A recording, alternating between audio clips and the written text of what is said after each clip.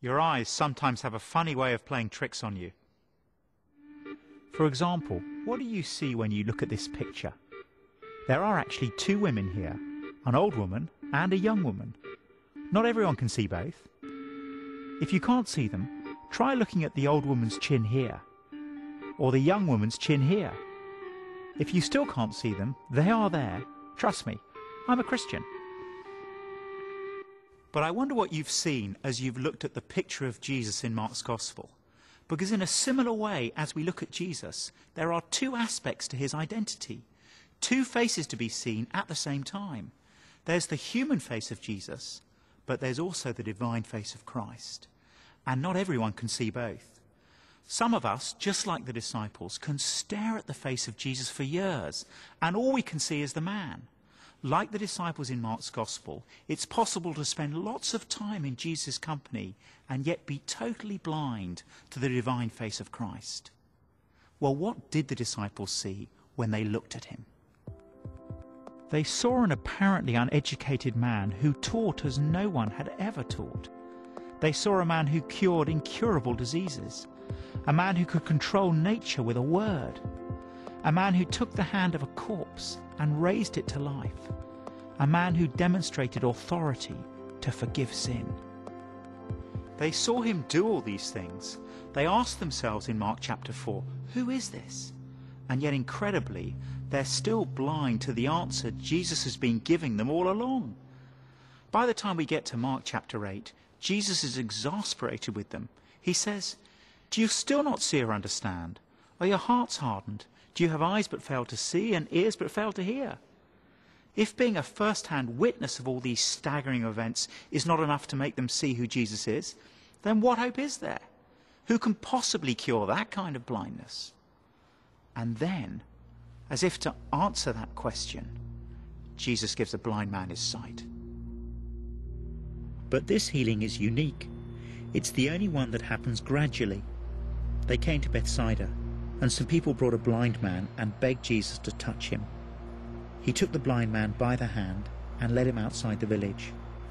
When he had spit on the man's eyes and put his hands on him, Jesus asked, "Do you see anything?" He looked up and said, "I see people. They look like trees walking around." Once more Jesus put his hands on the man's eyes. Then his eyes were opened, his sight was restored, and he saw everything clearly. First, Jesus touches the blind man, and he begins to see, but only partially. Then Jesus touches him again, and this time the man sees everything clearly. Just like the optical illusion, it's a reminder that sometimes, even when we think we can see, actually we can only see part of the picture. And now we reach a turning point in Mark's Gospel. Will the disciples finally be able to see who Jesus is? Jesus and his disciples went on to the villages around Caesarea Philippi. On the way he asked them, "Who do people say I am?" They replied, "Some say John the Baptist, others say Elijah, and still others, one of the prophets." "But what about you?" he asked. "Who do you say I am?" Jesus suddenly asked them a very personal question here, and this is where it gets very personal for us too. Can we only see the human face of Jesus, or can we also see the divine face of Christ? Who do we say Jesus is? Teacher? Healer? Miracle worker? Peter answered, "You are the Christ." Finally, Peter sees it. Or does he? Jesus warned them not to tell anyone about him. You see, Jesus knows the disciples' blindness is only partly cured. Although they can see who he is, they don't yet see why he's come or what it means to follow him. That's why Jesus immediately begins to teach them more about himself. It's as if he's starting to correct their partial vision. He then began to teach them that the Son of Man must suffer many things and be rejected by the elders, chief priests, and teachers of the law, and that he must be killed and after 3 days rise again. That's why Jesus came. He came to die and rise again. In fact, Jesus himself says he must die. He knows it's the only way sinful people like you and me can be brought back into a relationship with our loving Creator. And now we reach the next turning point in Mark's Gospel. Peter has understood who Jesus is, but will he understand why Jesus came? Peter took him aside and began to rebuke him. Again, it gets very personal for us. Can we see not only who Jesus is, but why Jesus came? Do we understand how serious our sin is and how badly we need rescue? Or like Peter, does the idea of Jesus' death fill us only with horror and disgust? If we're like Peter, Jesus has some very strong words for us at this point. When Jesus turned and looked at his disciples, he rebuked Peter. "Get behind me, Satan," he said. "You do not have in mind the things of God, but the things of men." If we have in mind the things of men, then Jesus' death on the cross seems pointless, tragic, and weak. But seen in a different way, having in mind the things of God, there's never been a more powerful moment in all of human history. Although we don't deserve anything apart from his condemnation, and although he did not need to rescue any of us, yet in his amazing love, Jesus humbled himself by coming to earth, becoming a man, and suffering and dying for the very people who had been rebelling against him all their lives. He died for sinners, taking the punishment we deserve so that we could enjoy the relationship with God that we were created to enjoy forever.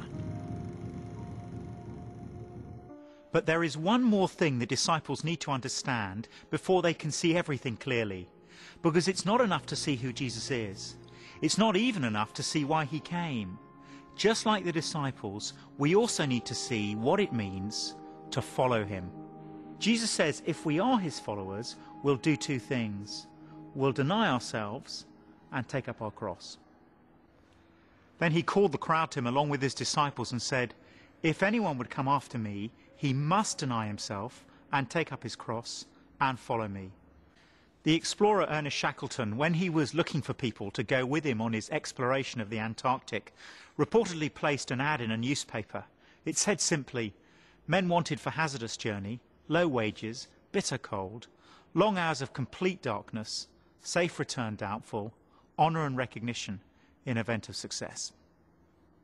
There is something of that in Jesus' call to each one of us. The message is come and die. Following him will cost us a great deal. It may cost us in terms of relationships, careers, comfort. It may even, in some places, cost us our lives. But there's a crucial difference between Shackleton's call and Jesus' call. The difference is that if we respond to Jesus' call, there's no doubt about the final outcome. All the way through Mark's Gospel, Jesus has demonstrated ultimate power and authority over everything. Sin, sickness, nature, even death itself.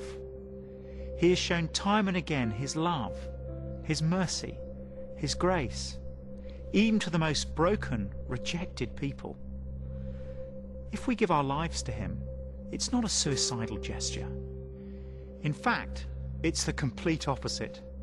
Listen to what Jesus says next. "Whoever wants to save his life will lose it. But whoever loses his life for me and for the gospel will save it. What good is it for a man to gain the whole world, yet forfeit his soul? Or what can a man give in exchange for his soul? If anyone is ashamed of me and my words in this adulterous and sinful generation, the Son of Man will be ashamed of him when he comes in his Father's glory with the holy angels." You see, not only does Jesus have ultimate authority over sin, sickness, nature, and death, he also has ultimate authority over us. If we try to save ourselves by rejecting Jesus, we'll end up losing the very thing we're so desperate to hang on to. If we really want to save our lives, we must entrust them to Jesus. And having explored Mark's Gospel for ourselves, we can do that knowing we can trust him. A true follower of Christ is someone who clearly sees what it will cost to follow him, but does it joyfully anyway, knowing that Jesus is worth infinitely more. Even more than friendship or family or career, even more than life itself. What is given up is nothing compared to what is gained. Immediately after this, in Mark chapter 9, some of the disciples witness something that once again demonstrates powerfully that Jesus can be trusted, that he is exactly who he says he is. After 6 days, Jesus took Peter, James and John with him and led them up a high mountain, where they were all alone. There he was transfigured before them. His clothes became dazzling white, whiter than anyone in the world could bleach them. And there appeared before them Elijah and Moses, who were talking with Jesus. Then a cloud appeared and enveloped them, and a voice came from the cloud, "This is my Son, whom I love. Listen to him." Just as we saw in the very first chapter of Mark, God the Father tells us exactly who Jesus is. This is my Son, whom I love. But he also tells us how we should respond. Listen to him. So as our journey through Mark's Gospel comes to an end, we're left with 3 questions. What do you see when you look at Jesus? Is he just a good man, or is he the Christ, the Son of God? What do you see when you look at his death? Was it just a tragic waste of a young life, or is it a rescue, a ransom for many? And finally, what do you see as you consider Jesus' call? Is it a call to come and die, or can you see that because of his death and resurrection, he's calling you to come and die and live?